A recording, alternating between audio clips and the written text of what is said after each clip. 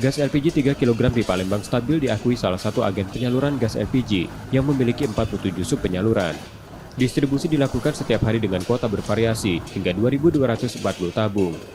Distribusi Pertamina ke agen berkisar 39.200 tabung yang habis disalurkan ke sub agen bertahap selama 1 bulan dan tidak diperbolehkan ada stok. Kalau untuk saat ini untuk agen kita ya tidak ada masalah, lancar. Dari Pertamina juga nggak ada pengurangan kuota, nggak ada penambahan dari dulu sampai sekarang sama. Kayaknya ada over kuota atau banjir ya Pak, memang sempat terdengar atau seperti apa Pak? Memang akhir ini ada, tapi untuk agen kita nggak ada.